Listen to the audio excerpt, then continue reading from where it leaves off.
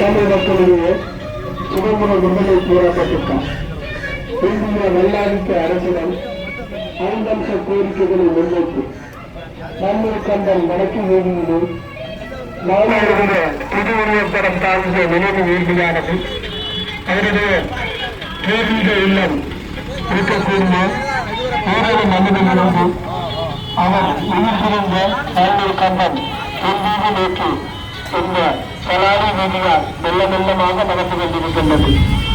இந்த மண்ணிலே தமிழ் மக்கள் நிம்மதியாகவும் சுழிச்சமாகவும் வாழ வேண்டும் என்பதற்காக தன்னுடைய 23 வயதிலே நடக்கக் கிடைத்த மருத்துவ கல்வியை சுற்றநல போட்டி அணிகளுக்கு துப்பாக்கி வைத்து சுந்தர மாநிலங்களுடன் 1977ஆம் ஆண்டு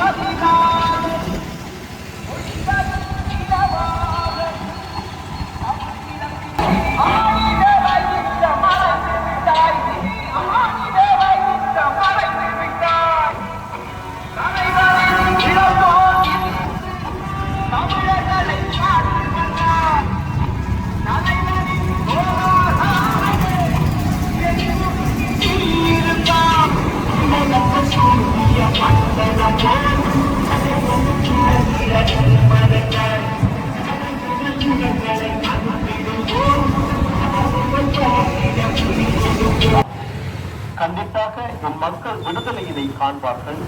ஆனால் அதனை காண நான் இருக்க மாட்டேன் என்பது மட்டும்தான் என் ஒரே கவலை என திலீபன் பேசியதை கூடியிருந்து கேட்ட மக்கள் கண்ணீர் விட்டு கதறினார்கள். அன்றிரவும் தலைவர் வந்து திலீபனை சந்திக்கிறார். சோர்வுடன் படுத்திருந்த திலீபனின் தலையை தனது கரங்களால் வருடுகிறார்.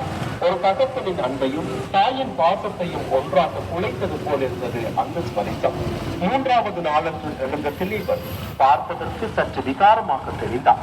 உதடுகள் வெடிக்க ஆரம்பித்திருந்தன. சிறுநீர் கழிக்க சிரமப்படுகிறார். ஆனாலும் அந்த தியாகியின் முகத்தில் தெரிந்த மன உறுதி சற்றும் குறையவில்லை. ஒருபுறம் மேடையில் கவிதைகள் பேச்சுக்கள் என ஒளிபெருக்கி விடுதலை முழக்கமிட்டுக் கொண்டிருக்கிறது. நல்லூர் கண்டனின் முற்றம் சமத்திரலால் நிரம்பி வழிந்து கொண்டிருக்கிறது.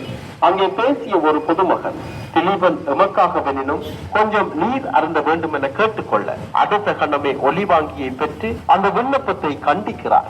நல்லூர் கந்தசுவாமி கோவில் முற்றம் வெயிலில் தகித்துக் கொண்டிருப்பது பொறுக்காமல் வானம் திறந்து மழை பொழிய ஆரம்பிக்கிறது. மக்கள் அசைவதாக இல்லை. மழையில் நனைந்தவாறே மக்கள் போராட்டத்தில் பங்கெடுத்துக் கொண்டிருக்கிறார்கள். அதே தினம் செல்வி சிவா துரையப்பா என்ற பெண் அச்சுவேலியை சேர்ந்தவர் 17/9/1987 திலீபனுக்கு ஆதரவாக 3வது சிறிய மேடை ஒன்றில் தனது உண்ணாவிரத போராட்டத்தை ஆரம்பித்திருக்கிறார். 4ஆம் நாள் அதிகாலையிலேயே திலீபன் எழுந்து விட்டார். சிறுநீர் கழிக்க வேண்டும் என்று கூறினாலும் அவரால் நடக்க முடியவில்லை என்பதால் அவரது படுக்கையிலேயே சிறுநீர் கழிக்க ஏற்பாடு செய்யப்படுகிறது. ஆனால் அவரால் சிறுநீர் கழிக்க முடியவில்லை. பிறகு அவரை மெதுவாக மேடைக்கு பின்புறம் அழைத்து சென்றார்கள். திலீபன் வயிற்றை பிடித்துக் கொண்டு மிகுந்த கஷ்டப்பட்டார். இந்தியாவினுடைய தூதுவர்களோடு வெளியில் பேச்சுவார்த்தைகள் நடத்தப்பட்டாலும் அவை யாவுமே தோல்வியில் முடிவடைகின்றன. மிகவும் சோர்ந்து போயிருந்த திலீபன் விரைவாகவே உறங்கி விடுகிறார். 5ஆம் 6ஆம் நாட்களில் திலீபனின் நிலை மோசமடைகிறது. எழ முடியாத நிலை மேலோங்குகிறது. இந்திய சமாதான படையினரின் யாழ் கோட்டை ராணுவ முகாம் பொறுப்பாளர் கேர்னல் தரார் அவர்கள் திலீபனை பார்க்க வந்து மேலிடத்தில் பேசுவதாக சொல்லி விடைபெறுகிறார். இன்னும் பல பேச்சுக்கள் விடுதலை புலிகள் மற்றும் இந்திய பிரதிநிதிகளுக்கு இடையில் நடந்து இருக்கின்றன. எனினும் எதுவுமே திலீபனின் உயிரை காப்பாற்றுவதற்கான விளைவுகள் எட்டவில்லை. எந்த முடிவும் நல்ல முடிவாக இருக்க வேணும். 5 கோரிக்கைகளையும் நிறைவேற்றுவதாக அவர்கள் எழுத்தில் தர வேணும்.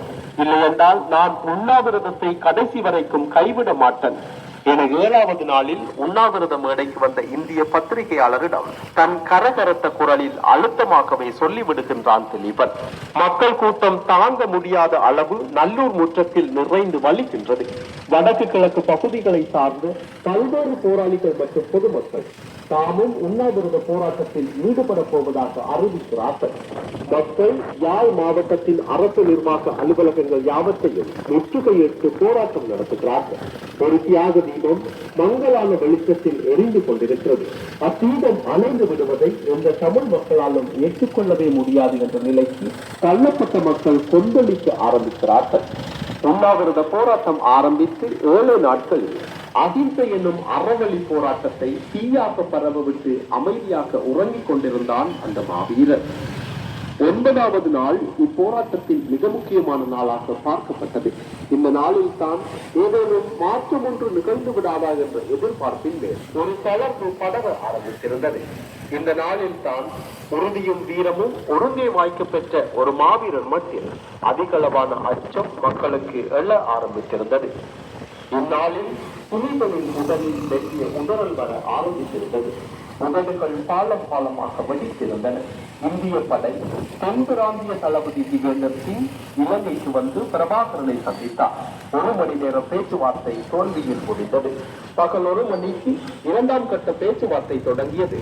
இதில் இந்திய தூதுவர் ஜே.என். டிக்சின், திவேந்தர் சிங், இந்திய தூதரக பாதுகாப்பு அதிகாரி குப்தா ஆகியோர் இந்தியாவின் சார்பிலும் விடுதலை புலிகள் சார்பில் அவ்வியக்கத்தின் தலைவர் பிரபாகரன், தளபதி மாத்தையா, அரசியல் ஆலோசகர் அஞ்சன் பாலசிங்கம், வழக்கறிஞர் கோடீஸ்வரன் ஆகியோர் கலந்து கொண்டனர்.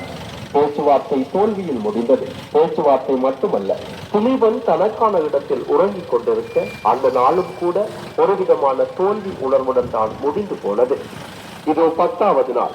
சராசரியாக ஒரு மனிதனுக்கு இருக்க வேண்டிய நாடி துடிப்பு நிமிடத்திற்கு 72. ஆனால் திலீபனின் நாடி துடிப்பு நிமிடத்திற்கு 52. ஒரு மனிதனுக்கு இருக்க வேண்டிய சாதாரண இரத்த அழுத்த அளவு 120க்கு 80.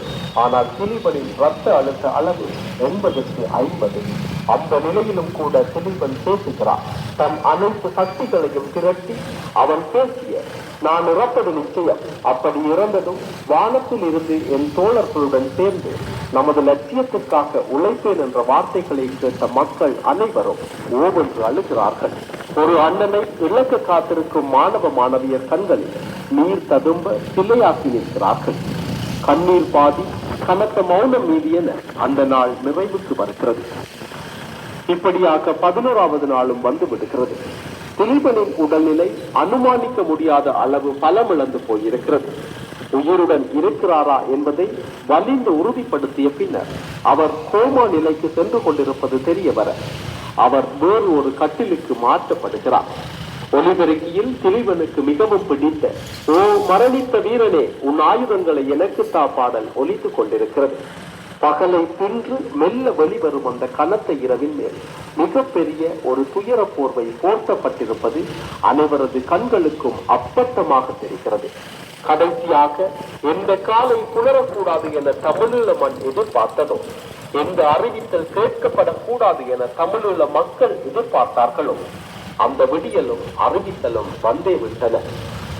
செப்டம்பர் 26, 1987 அன்று நல்லூர் கந்தசுவாமி ஆலய முற்றத்தில் தான் கொண்ட கொள்கைகளுக்காக, தன் மக்களுக்காக, தன் மண்ணின் விடியலுக்காக, தான் கொடுத்த வாக்கிற்காக தனது உயிரை அர்ப்பணித்து மாவீரர் பட்டியலில் தனது புனரையும் பதித்தான் இவர்.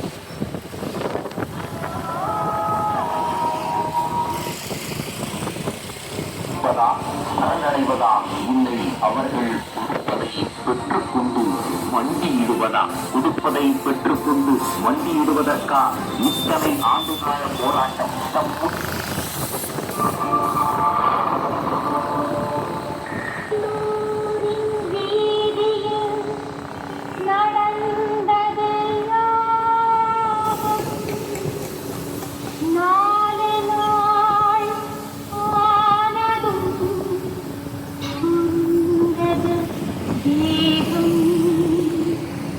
தியாகத்தின் எல்லையை மீறிய பிள்ளை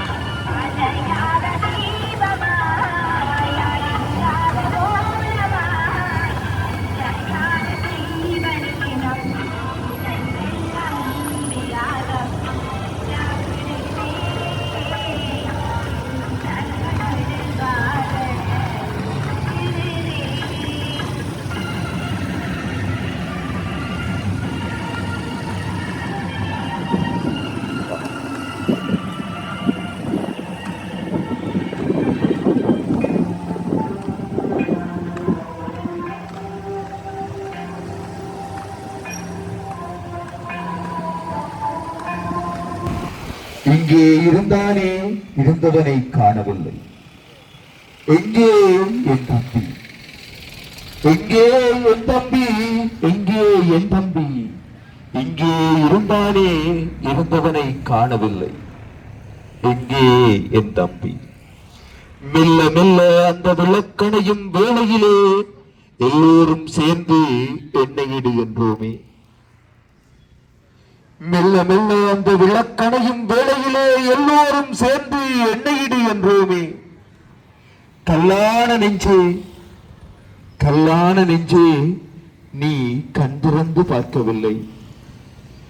நாவரண்டு நாதமணி பேச்சிழந்து பூச்சுருண்ட மாதிரியாய் போய் முடிந்து விட்டானா? நாவரண்டு நாதமணி பேச்சிழந்து பூச்சுருண்ட மாதிரியாய் போய் முடிந்து விட்டானா? காற்றே நீ மோசு, கடலையே பொங்கியலு. காற்றே நீ மூசு, கடலையே பொங்கியலு. கூற்றுவனா அவனை கொண்டு வந்து தூக்கிலிடு. எங்கே என் தம்பி? எங்கே என் தம்பி? இங்கே இருந்தானே இருந்தவனை காணவில்லை. என் இனிய திலீபனே, என் இனிய திலீபனே, ஒரு வார்த்தை, ஒரு வார்த்தை மட்டும் பேசிவிடு. ஒரே ஒரு வார்த்தை மட்டும் பேசிவிடு. தமிழீழம் என்ற தாரக மந்திரத்தை சொல்லிவிட்டு மீண்டும் தூங்கிவிடு. தமிழீழம் என்ற தாரக மந்திரத்தை சொல்லிவிட்டு மீண்டும் தூங்கிவிடு. மக்கள் சமுத்திரத்தில் மரணித்துவிட்ட வீரனே, மக்கள் சமுத்திரத்தில் மரணித்துவிட்ட மாவீரனே, ஒரு வார்த்தை, ஒரே ஒரு வார்த்தை மட்டும் பேசிவிட்டு தூக்கு. என் இனிய தோழனே, என் இனிய தோழனே, உனது மரணப்படுக்கை கூட இங்கே மகத்துவம் மிக்கதாகிவிட்டது. நீ கண் மூடியபடி தூங்குகின்றாய். உனது மரணப்படுக்கை கூட இங்கே மகத்துவம் மிக்கதாகிவிட்டது. நீ கண் மூடியபடி தூங்குகின்றாய். அந்த படுக்கை இங்கோ பூகம்பத்தையே வரவழைக்கின்றது. உன் சாவே இங்கோ சரித்திரமாகிவிட்டது. அந்த படுக்கை இங்கோ பூகம்பத்தையே வரவழைக்கின்றது. உன் சாவே இங்கோ சரித்திரமாகிவிட்டது. செத்த பின்னர் ஊர்கூடி தேம்புவதுதான் இங்கே வழக்கம். செத்த பின்னர் ஊர்கூடி தேம்புவதுதானே இங்கே வழக்கம்.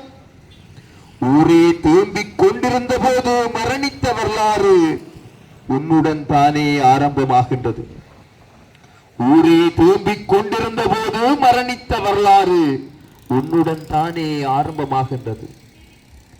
சாவு பல தடவைகள் உன்னை சந்திக்க வந்து தோல்வி கண்டது. சாவு பல தடவைகள் உன்னை சந்திக்க வந்து தோல்வி கண்டது. இப்போது சாவை நீயாக சந்திக்க சென்று வெற்றி கண்டு விட்டாய். என் இனிய திலீபனே, சாவை நீயாக சந்திக்க சென்று வெற்றி கண்டு விட்டாய். என் இனிய திலீபனே, நீ கையில் ஆயுதம் ஏந்திய போதும், நீ கையிலே ஆயுதம் ஏந்திய போதும் உன்னை அருகிருந்து பார்த்துள்ளேன். நீ நெஞ்சில் அகிம்சை ஏந்திய போதும் அருகிருந்து பார்த்துள்ளேன். நீ கையில் ஆயுதம் ஏந்திய போதும் உன்னை அருகிருந்து பார்த்துள்ளேன். நீ நெஞ்சில் அகிம்சை ஏந்திய போதும் அருகிருந்து பார்த்துள்ளேன். எந்த வித்தியாசமும் தெரியவில்லை. போராளிகளுக்குரிய போர்க்குணமே உன்னில் தெரிந்தது. போராளிகளுக்குரிய போர்க்குணமே உன்னில் தெரிந்தது. இந்திய அரசே, இது உனக்கு புரிகிறதா? இந்திய அரசே, இது உனக்கு புரிகிறதா? தம்பி திலீபன் என்னதான் உன்னிடம் கேட்டான்? தம்பி திலீபன் உன்னிடம் என்னதான் கேட்டான்? எங்களை சுதந்திர காட்டை சுவாசிக்க விடுகின்றான். எங்களை சுதந்திர காட்டை சுவாசிக்க விடுகின்றான். எங்கள் மண்ணின் நிறமையை தாழ்கின்றான். எங்கள் மண்ணின் நிறமையை தாழ்கின்றான். இது குற்றமா? இது குற்றமா? இதற்காகத்தானே போராடினான், இதற்காகத்தானே வாதாடினான். இதற்கு என்ன பதில் தரப்போகின்றாய்? இதற்கு நீ என்ன பதில் தரப்போகின்றாய்? உன் பதிலை நேற்று வந்த விமானத்திலும் எதிர்பார்த்தோம், தாமதித்து விட்டாய். நீ கடத்திய ஒவ்வொரு நொடி பொழுதும் இங்கோ புயலையே உருவாக்கி விட்டாய். நீ கடத்திய ஒவ்வொரு நொடி பொழுதும் இங்கோ ஒரு புயலையே உருவாக்கி விட்டாய். திலீபன் என்ற புயல் உன்னை சும்மா விடாது. திலீபன் என்ற புயல் உன்னை சும்மா விடாது. உசுப்பியே தீரும், உசுப்பியே தீரும். எங்கே என் தம்பி, எங்கே என் தம்பி? இங்கே இருந்தானே இருந்தவனை காணவில்லை, இங்கே இருந்தானே இருந்தவனை காணவில்லை. என் இனிய திலீபனே நிம்மதியாய் தூங்கு, என் இனிய திலீபனே நீ நிம்மதியாய் தூங்கு. நிலம் வெடிக்கப் போகின்றது, காற்றே நீ மூசு. நிலம் வெடிக்கப் போகிறது, காற்றே நீ மூசு. கடலையே பொங்கியது, கூற்றுவனா அவனை கொண்டு வந்து தூக்கிலிடு. கூற்றுவனா அவனை கொண்டு வந்து தூக்கிலிடு. எங்கே என் தம்பி, எங்கே என் தம்பி? இங்கே இருந்தானே இருந்தவனை காணவில்லை. கவிஞர், ஈழத்து கவிஞர் புதுவை ரத்தினதுரை அவர்களின் கவிவரியில் தியாக தீபம் திலீபன் அவர்கள் வீரச்சாவை தழுவிக்கொண்ட பின்னர் எழுதிய அந்த கவிவரிகள் இவை.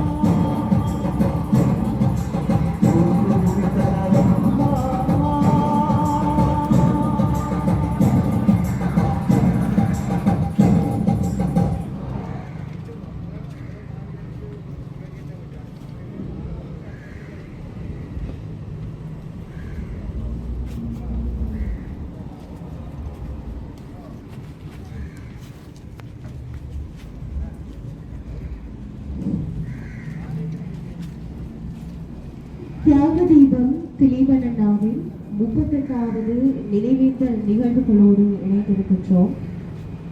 தாயக விடுதலைக்காக 12 நாட்கள் உண்ணா நோன்பிருந்து உயிர் நீத்து தன்னை மெழுகாக உருக்கி தன் உயிரை ஈகம் செய்த தியாகி திலீபனண்ணாவினுடைய அந்த தியாகங்களை போற்றும் விதமாகவும் எங்களுடைய தியாக வரலாறுகளை எங்கள் சந்ததியினருக்கு கடக்கும் முகமாகவும் இங்கே 38வது நினைவு தினமானது அனுஷ்டிக்கப்பட்டுக் கொண்டிருக்கிறது. அந்த வகையிலே தமிழர் தாயக பகுதிகளில் இயங்கும் தியாகதீபம் திலீபனண்ணாவினுடைய நினைவூர்வத்தை தாங்கிய நினைவூர்தியானது தமிழர் தாயக பகுதியெங்கிலும் அஞ்சலிக்கப்பட்டு தற்பொழுது இன்றைய தினம் ஊரளவில் இருந்து ஆரம்பமாகி தற்பொழுது கிட்டு பூங்காவில் இருந்து தியாகதீபம் திலீபனண்ணாவினுடைய நினைவாலயத்தை நோக்கி வந்து கொண்டிருக்கிறது என்பதனை எங்களுடைய அன்பு நெஞ்சங்களுக்கு அறிய தருகின்றோம். தியாகதீபம் திலீபனண்ணா 12 நாட்கள் உண்ணா நோன்பிருந்து உயிர் நீத்த அந்த புனித நேரமாகிய 10:48 மணியளவிலே அவர் உண்ணா நோன்பிலும் ஆரம்பித்த இடத்திலும் சம நேரத்திலே அவருடைய நினைவாலயத்திலும் பொதுச்சுடர் ஏற்றி மலரஞ்சலி செலுத்தப்படும் என்பதனையும் அறிய தருகின்றோம்.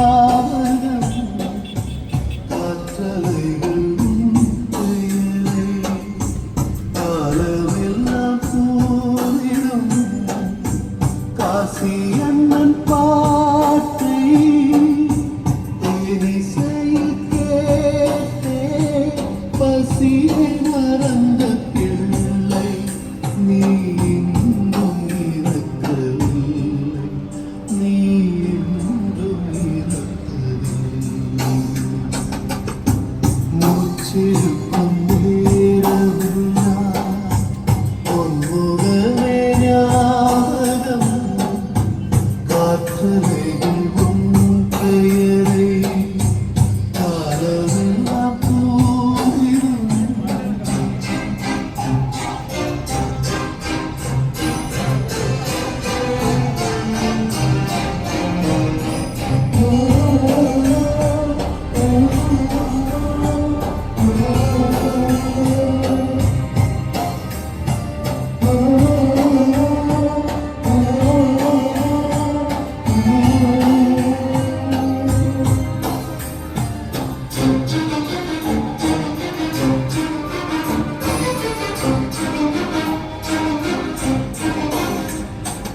எச்சிலை விழுங்கவும் மறுத்தாயே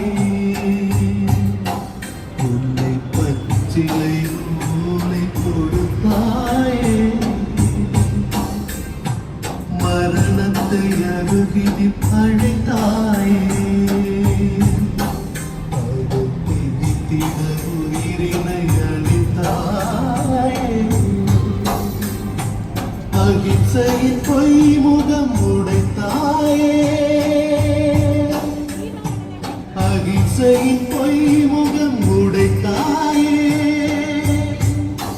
புது அறவழி சரித்திரம் படைத்தாயே புது அறவழி சரித்திரம் படைத்தாயே மூச்சிருக்கும்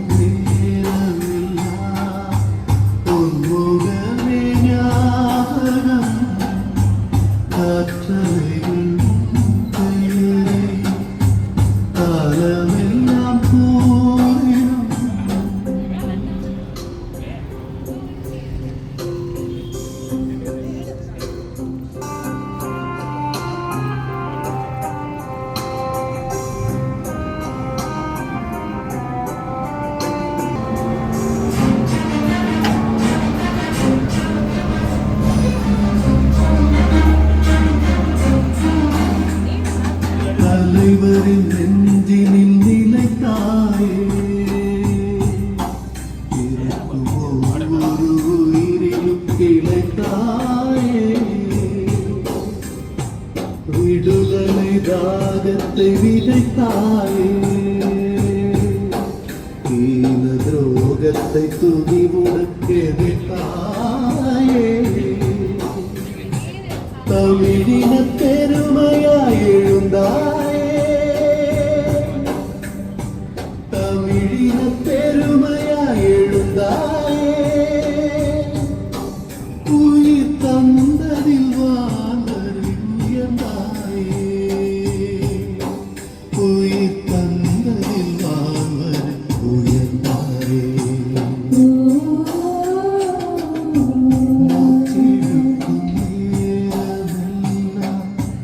பொன்முகமே ஞாபகம் காற்றலைகள் உன் பெயரை காலமெல்லாம் கூறிடும் காசியண்ணன் பாட்டை தேனிசையில் கேட்ட பசியை மறந்த பிள்ளை நீ இன்னும் இருக்கவில்லை நீன்றும் இருப்பதில்லை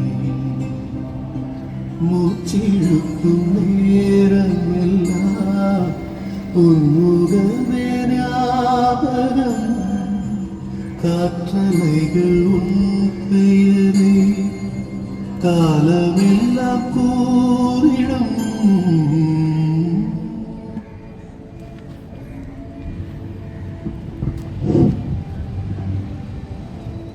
தேரோடும் வீதியிலே நல்லூரான் முன்றலிலே ஊரே திரண்டிருக்க ஊரில் பெற்ற மைந்தன் 12 நாள் யாகத்தில் தியாக வேள்வியில் என்னுயிரை தியாகம் செய்தானே புரட்டாதி திங்கள் 26 தேரோடும் வீதியிலே நல்லூரான் முன்றலிலே ஊரே இன்னொரு தியாகம் செய்தாலே புரட்டாதி திங்கள் 26 தேசம் மலர பேசியும் வாழ கோரிக்கைகள் உணர்வினை பொழிந்து உலகிற்கு வெளிச்சம் தந்த ஓரளவு மெழுகுவர்த்தியே தியாகத்தின் உச்சத்தை வென்ற உன்னத தியாகி நீதானையா.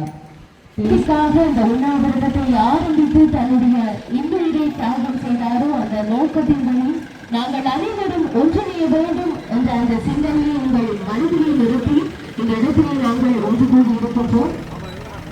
எங்கள் அண்ணன் உயிர் நீத்த அந்த தீர்க்கமான நேரம் 10:40 மணி அவன் தன்னுடைய உண்ணாள் நோக்கினை ஆரம்பித்த அந்த இடத்திலும் சில நேரத்திலே அவருடைய நினைவாலயம் அமைந்திருக்கின்ற நல்லூரா டிவியிலும் 10:48 மணியளவில் பொதுச்சிறரேகி மலரஞ்சலி செலுத்தப்படும். அவர்களே இந்த இடத்திலே நாங்கள் ஒன்றிணைந்து எங்கள் தியாக தீபத்தினுடைய அந்த தியாக வரலாறுகளை பூசிப்பது மட்டுமல்லாமல் அவருடைய நோக்கங்கள் நிறைவேறுவதற்காகவும் நாங்கள் இந்த இடத்திலே ஒன்று கொண்டிருக்கின்றோம்.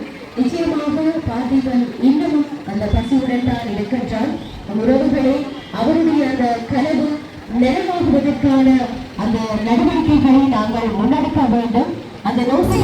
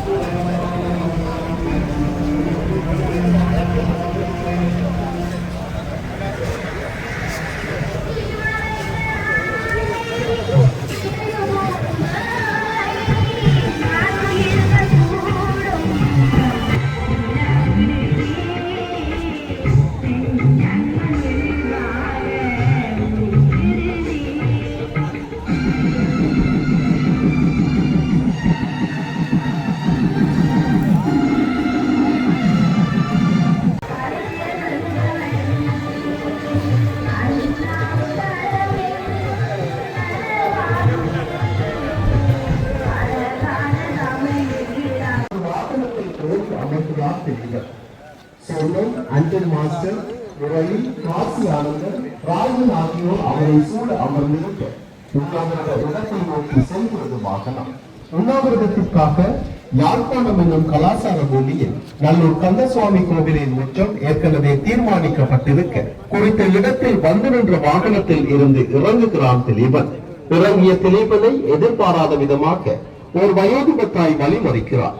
தன்னுடைய அன்பின் வெளிப்பாடாக அவள் நெற்றியில் இட்ட வெற்றி திலகத்துடன் மேடைக்கு நடந்த திலீபன் தனக்கான ஆசனத்தில் கம்பீரமாக அமர்ந்திருந்தமையே தன் கொள்கையில் எவ்வளவு தூரம் உறுதியாய் இருக்கிறான் என்பதற்கு சான்று சொல்வதாக அமைந்திருக்கிறது. கல்வியில் தீராத தாகம் கொண்ட திலீபன் புத்தகங்கள் மேல் பிரியமானவன் என்பதால் தான் படிப்பதற்கான புத்தகங்களை ஏற்கனவே கேட்டிருந்தான். உண்ணாவிரத காரணங்களை விளக்கும் பல்வேறு நபர்களின் உரைகளோடு அந்த நாள் நிறைவுக்கு வர இரவு 11 மணி அளவில் வந்து திலீபனை சந்திக்கிறார் தேசிய தலைவர் பிரபாகரன். தான் எடுத்துக்கொண்ட தீர்மானத்திற்கு வழங்கப்பட்ட உத்வேகமாக அந்த சந்திப்பு இருந்திருக்கும் என்பதில் ஐயமில்லை. மக்கள் முன்னால் அமர்ந்திருக்கிறார்கள். 2ஆம் நாள் காலையில் எழுந்த திலீபன் காலை கடன்களை அதிக சிரமமின்றி முடித்துக் கொண்டு தினசரி பத்திரிகைகளை படித்து முடிக்கிறார். அருகில் இருந்தவரிடம் தான் பேச போவதாக சொல்லி ஒலி வாங்கியை தருமாறு கேட்க அது அவர் கைகளை வந்து சேர்க்கிறது. பேச ஆரம்பித்த திலீபன் நின்று கொண்டு பேச முடியாத காரணத்தினால் இருந்து கொண்டு பேசுகிறான். நாளை நான் சுய நினைவுடன் இருப்பேனோ என தெரியாது என ஆரம்பித்து பேசிய வரிகள் கனதியானவை. முதலில் கரும்புலி தாக்குதல் நடத்திய மில்லரையும் தனது போராட்டம் ஆரம்பிக்கும் போது தலைவர் கூறிய வார்த்தைகளான திலீபா நீ முன்னால் போ நான் பின்னால் வருகிறேன் என்ற வார்த்தைகளையும் நினைவு கூர்கிறார். கண்டிப்பாக என் மக்கள் விடுதலையினை காண்பார்கள், ஆனால் அதனை காண நான் இருக்க மாட்டேன் என்பது மட்டும்தான் என் ஒரே கவலை என திலீபன் பேசியதை கூடியிருந்து கேட்ட மக்கள் கண்ணீர் விட்டு கதறினார்கள். அன்றிரவும் தலைவர் வந்து திலீபனை சந்திக்கிறார். சோர்வுடன் படுத்திருந்த திலீபனின் தலையை தனது கரங்களால் வருடுகிறார். ஒரு தகப்பனின் அன்பையும் தாயின் பாசத்தையும் ஒன்றாக குலைத்தது போல் இருந்தது அந்த ஸ்பரிசம்.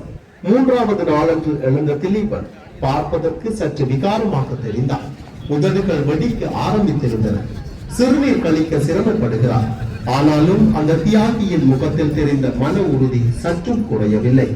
ஒரு புறம் மேடையில் கவிதைகள் பேச்சுக்கள் என ஒலிபெருக்கி விடுதலை முழக்கமிட்டுக் கொண்டிருக்கிறது. நல்லூர் கந்தனின் முற்றம் சன்னத்திரளால் நிரம்பி வழிந்து கொண்டிருக்கிறது. அங்கே பேசிய ஒரு பொதுமகன் திலீபன் எமக்காகவெனினும் கொஞ்சம் நீர் அருந்த வேண்டும் என கேட்டுக்கொள்ள அடுத்த கணமே ஒலி வாங்கியை பெற்று அந்த விண்ணப்பத்தை கண்டிக்கிறார். நல்லூர் கந்தசுவாமி கோவில் முற்றம் வெயிலில் தகித்துக் கொண்டிருப்பது பொறுக்காமல் வானம் திறந்து மழை பொழிய ஆரம்பிக்கிறது. மக்கள் அசைவதாக இல்லை. மழையில் நனைந்தவாறே மக்கள் போராட்டத்தில் பங்கெடுத்துக் கொண்டிருக்கிறார்கள். அதே தினம் செல்வி சிவா துரையப்பா என்ற பெண் அச்சுவேலியை சேர்ந்தவர் 17/9/1987 திலீபனுக்கு ஆதரவாக 3வது சிறிய மேடை ஒன்றில் தனது உண்ணாவிரத போராட்டத்தை ஆரம்பித்திருக்கிறார். 4ஆம் நாள் அதிகாலையிலேயே திலீபன் எழுந்து விட்டார். சிறுநீர் கழிக்க வேண்டும் என்று கூறினாலும் அவரால் நடக்க முடியவில்லை என்பதால் அவரது படுக்கையிலேயே சிறுநீர் கழிக்க ஏற்பாடு செய்யப்படுகிறது. ஆனால் அவரால் சிறுநீர் கழிக்க முடியவில்லை. பிறகு அவரை மெதுவாக மேடைக்கு பின்புறம் அழைத்து சென்றார்கள். திலீபன் வயிற்றை பிடித்துக் கொண்டு மிகுந்த கஷ்டப்பட்டார். இந்தியாவினுடைய தூதுவர்களோடு வெளியில் பேச்சுவார்த்தைகள் நடத்தப்பட்டாலும் அவை யாவுமே தோல்வியில் முடிவடைகின்றன. மிகவும் சோர்ந்து போயிருந்த திலீபன் விரைவாகவே உறங்கி விடுகிறார். 5ஆம் 6ஆம் நாட்களில் திலீபனின் நிலை மோசமடைகிறது. எழ முடியாத நிலை மேலோங்குகிறது. இந்திய சமாதான படையினரின் யாழ் குளத்தை ராணுவ முகாம் பொறுப்பாளர் கேர்னல் தரார் அவர்கள் திலீபனை பார்க்க வந்து மேலிடத்தில் பேசுவதாக சொல்லி விடை பெறுகிறார். இன்னும் பல பேச்சுக்கள் விடுதலை புலிகள் மற்றும் இந்திய பிரதிநிதிகளுக்கு இடையில் நடந்து இருக்கின்றன. எனினும் எதுவுமே திலீபனின் உயிரை காப்பாற்றுவதற்கான விளைவுகள் எட்டவில்லை. எந்த முடிவும் நல்ல முடிவாக இருக்க வேணும். 5 கோரிக்கைகளையும் நிறைவேற்றுவதாக அவர்கள் எழுத்தில் தர வேணும். இல்லையென்றால் நான் உண்ணாவிரதத்தை கடைசி வரைக்கும் கைவிட மாட்டேன் என 7வது நாளில் உண்ணாவிரத மேடைக்கு வந்த இந்திய பத்திரிகையாளரிடம் தன் கரகரத்த குரலில் அழுத்தமாகவே சொல்லிவிடுகின்றான் திலீபன்.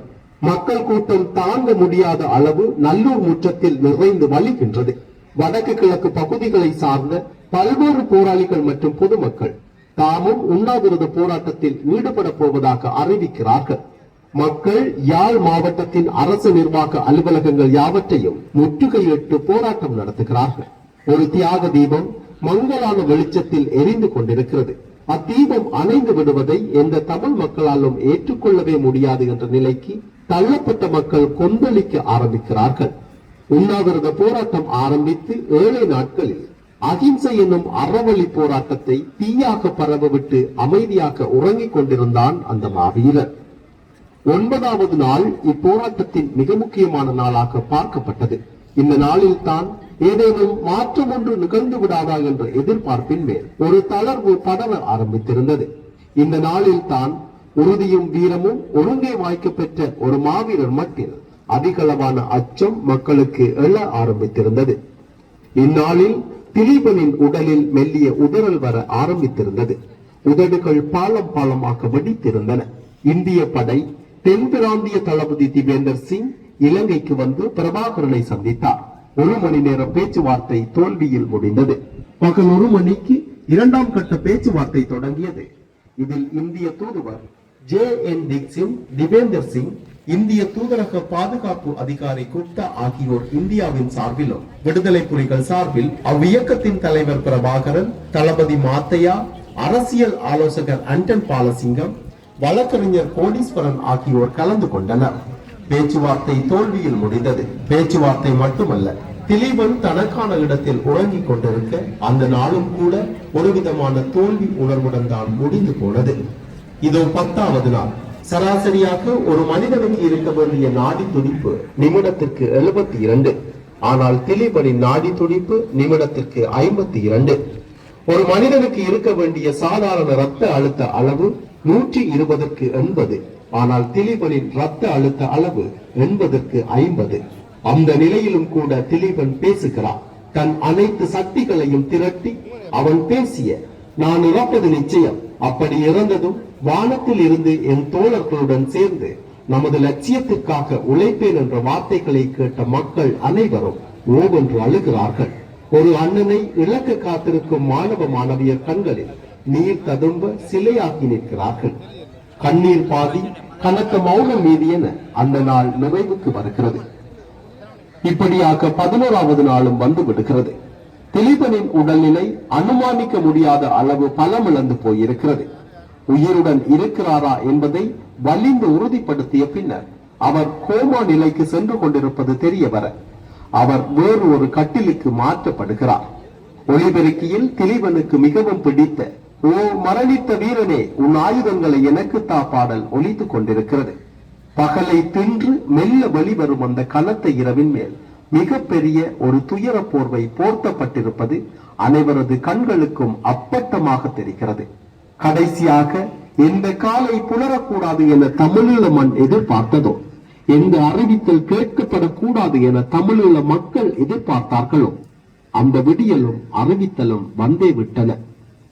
செப்டம்பர் 26, 1987 அன்று நல்லூர் கந்தசுவாமி ஆலய முற்றத்தில் தான் கொண்ட கொள்கைகளுக்காக, தன் மக்களுக்காக, தன் மண்ணின் விடியலுக்காக, தான் கொடுத்த வாக்கிற்காக தனது உயிரை அர்ப்பணித்து மாவீரர் பட்டியலில் தனது பெயரையும் பதித்தான் திலீபன். புனித நேரமாகிய 10:48 மணியளவிலே அவர் உண்ணல் நோன்பை ஆரம்பித்த இடத்திலும் அதே நேரம் அவருடைய நினைவாலயத்திலும் சம நேரத்திலே பொதுச்சுடரேற்றி அஞ்சலி செலுத்தப்படவிருக்கிறது. அந்த வகையிலே பொதுச்சுடரை வீரவங்கை கீதா மற்றும் மாவீரர் கீதாஞ்சலி ஆகியோரின் தாயார் திருச்செல்வம் ஆசைப்பிள்ளை அவர்களினால் பொதுச்சுடர் ஏற்றப்படவிருக்கிறது. அதே போல அவர் உண்ணல் நோன்பை ஆரம்பித்த இடத்திலே பொதுச்சுடரினை மாவீரன் செல்வரத்னம் ராகவன் அவர்கள் வலிக்கவும் முன்னாள் போராளி செல்வரத்னம் ராகவன் அவர்களினால் பொதுச்சுடரேற்றி மலர் மாலை அணிவிக்கவிருக்கிறது. அதே போல தியாகதீபம் திலீபனண்ணா அவர்களுடைய நினைவாலயத்திலே மலர் மாலை அணிவிப்பதற்காக கரும்புலி பொதுகைதேவன் மற்றும் மாவீரர் ஜெயம் அவர்களுடைய தாயாரும் நாட்டுப்பற்றாளர் சிவஞான ஸ்கந்தமூர்த்தி அவர்களுடைய மனைவியாருமான காந்திமதி அவர்களினால் மாலை அணிவிக்கப்பட்டு அதனை தொடர்ந்து பொதுமக்களால் மலரஞ்சலி செலுத்தப்படும் என்பதனையும் அறிவித்திருக்கின்றோம். நேரம் சரியாக தற்போது 10:30.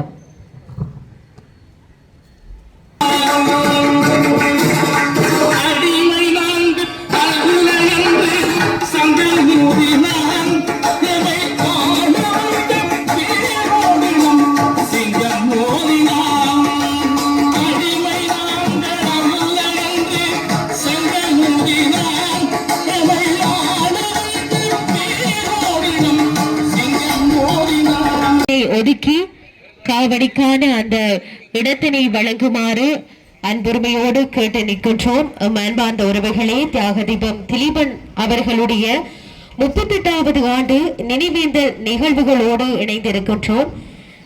நேரம் தற்பொழுது 10:38.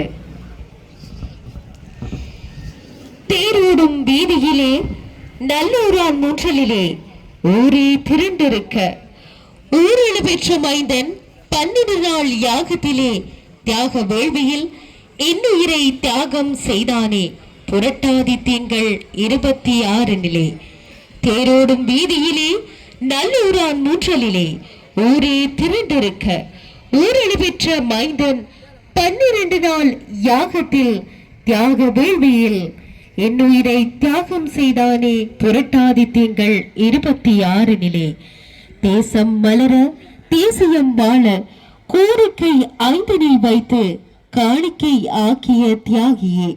தேசம் மலர தேசியம் வாழ கோரிக்கை 5 வைத்து காணிக்கை ஆக்கிய தியாகியே. உயிருடன் உருக்கி உணர்வினை பிழிந்து உலகிற்கு வெளிச்சம் தந்த ஊரளவின் மெழுகுவர்த்தியே. உயிரை உருக்கி உணர்வினை பிழிந்து உலகிற்கு வெளிச்சம் தந்த ஊரளவின் மெழுகுபர்த்தியே. தியாகத்தின் உச்சத்தை வென்ற உன்னத தியாகி நீதானையா. தியாகத்தின் உச்சத்தை வென்ற உன்னத தியாகி நீதானையா. மக்கள் புரட்சிக்கு வித்திட்ட அகிம்சையின் அண்ணலே, மக்கள் புரட்சிக்கு வித்திட்ட அகிம்சையின் அண்ணலே. தியாகத்திற்கு இலக்கணமானவன் நீ, தியாகத்திற்கு வரலாறு படைத்தவன் நீ, தியாகத்திற்கு புது வேதம் எழுதியவன் நீ. தியாகத்திற்கு இலக்கணமானவன் நீ, தியாகத்திற்கு வரலாறு படைத்தவன் நீ, தியாகத்திற்கு புது வேதம் எழுதியவன் நீ. மகா யாகத்தையும் விஞ்சியது உன் தியாகமே, மறக்க முடியுமா? மகா யாகத்தையும் விஞ்சியது உன் தியாகமே, மறக்க முடியுமா?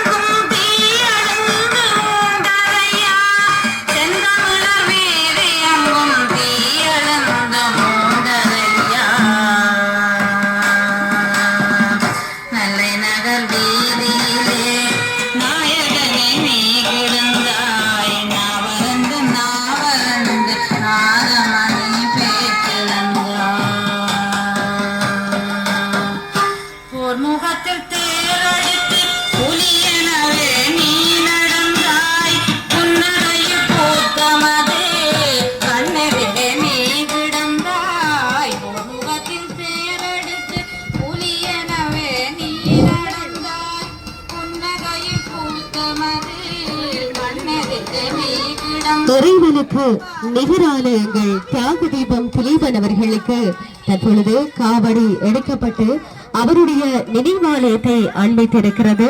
இந்த இடத்திலே தியாக தீபம் அவர்களுடைய 38வது ஆண்டு நினைவேந்தல் நிகழ்வுகளோடு இணைந்திருக்கின்றோம்.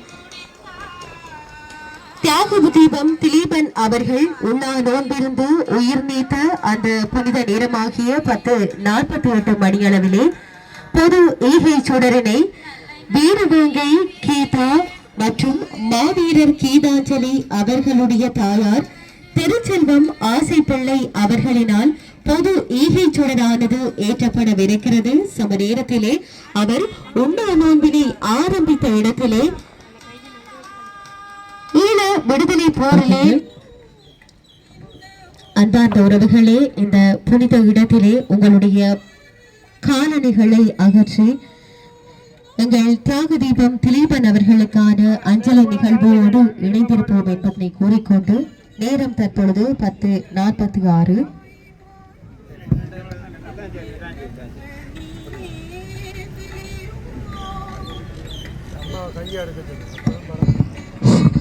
பத்து 48 மணியளவிலே பொது ஈகை சுடர் ஏற்றப்பட்டு அதன் பின்னர் அகவணக்கம் இடம்பெற்றதனை தொடர்ந்து பொதுமக்களால் மலரஞ்சலி செலுத்தப்படும் என்பதனையும் அறிய தருகின்றோம்.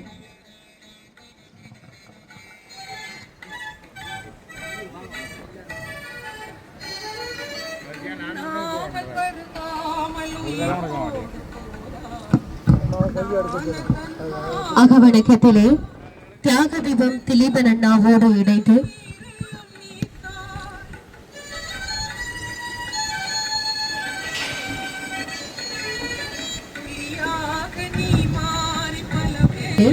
அமைதியான முறையிலே இங்கே தியாக தீபம் திலீபன் அவர்களை பூசிப்பதற்காக நாங்கள் ஒன்றிணைந்திருக்கின்றோம்.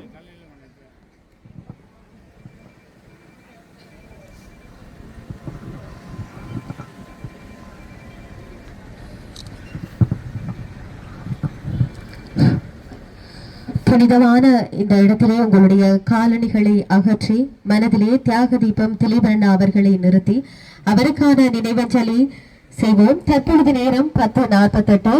தற்பொழுது பொதுச்சுடரானது ஏற்றப்படுகிறது. வீரவேங்கை கீதா மற்றும் மாவீரர் கீதாஞ்சலி ஆகியோரின்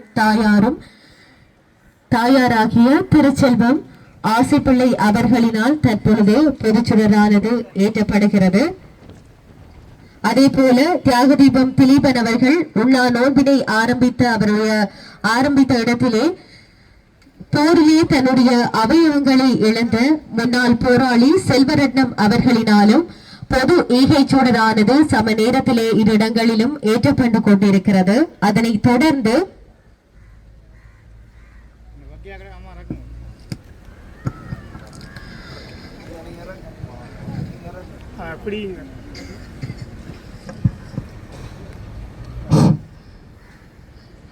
தியாக தீபம் திலீபன் அண்ணாவிற்கும் ஈழ விடுதலை போரிலே தங்கள் இன்னுயிரை தியாகம் செய்த மாவீரர்கள் மற்றும் நாட்டுப்பற்றாளர்கள் அனைவருக்குமாக இந்த இடத்திலே நாங்கள் அகவணக்கத்தை மேற்கொள்கின்றோம். இனப்படுகொலையிலே கொல்லப்பட்ட எங்களுடைய மக்களுக்காகவும் இந்த இடத்திலே 2 நிமிட அகவணக்கம் இடம்பெறும்.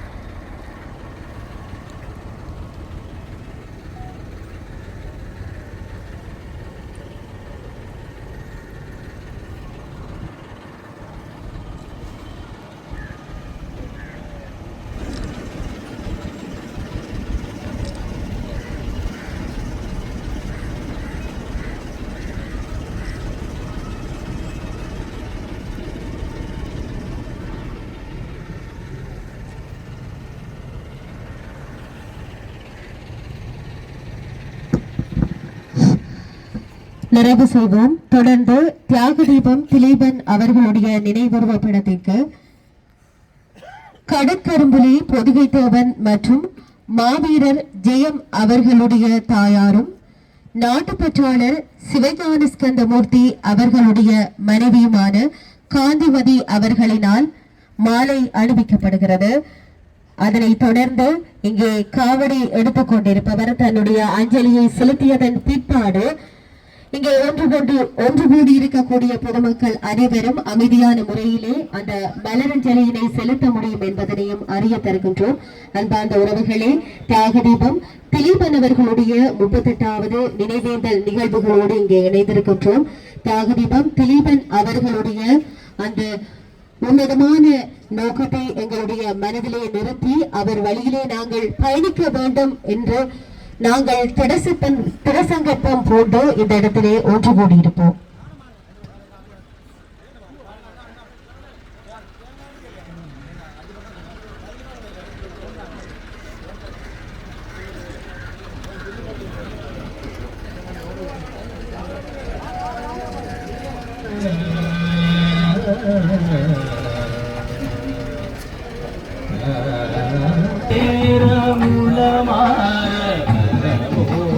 வழிபாடு செய்யும் நேரமுளமாற மலர்பூவமாறுங்கள் தமிழ் மரபோடு வழிபாடு செய்யும் நேரமுளமாற மலர்பூவமாறுங்கள்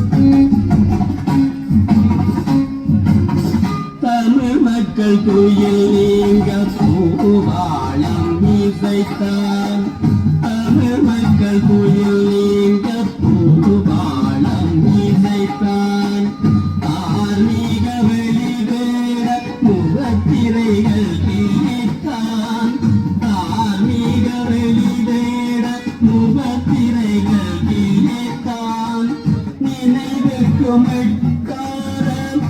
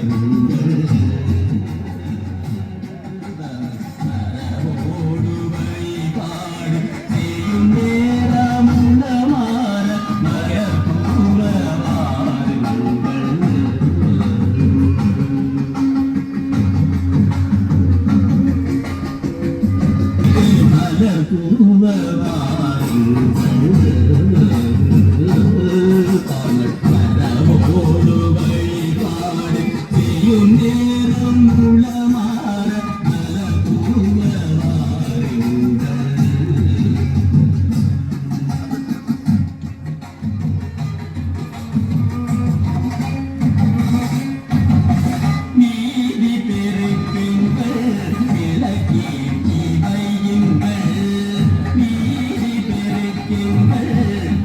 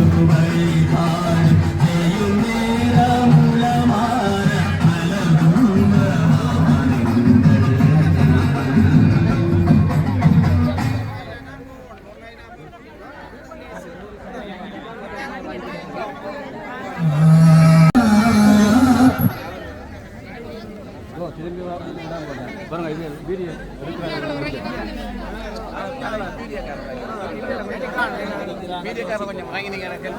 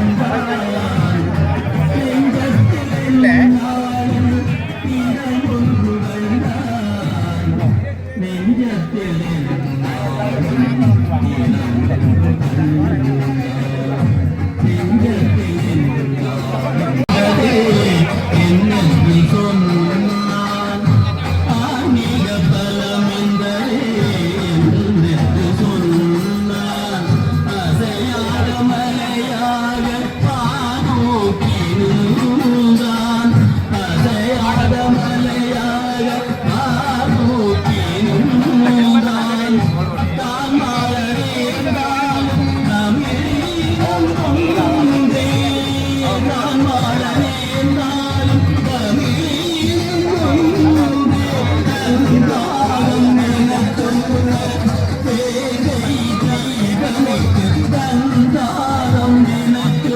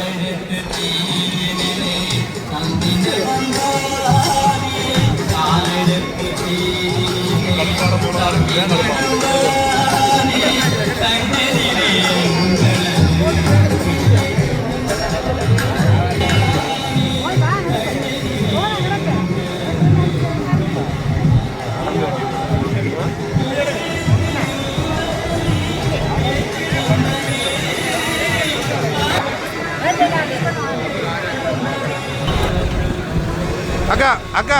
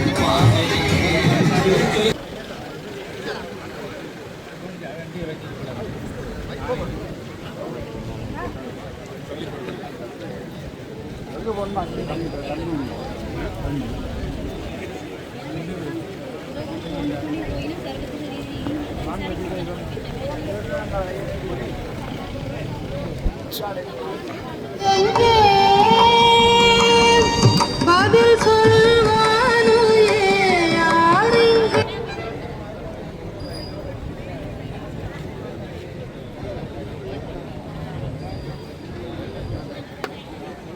செல்ஃபி செல்ஃபி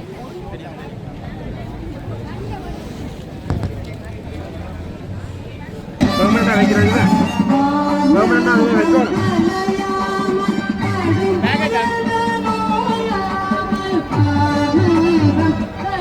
வேகத்தை வேகத்தை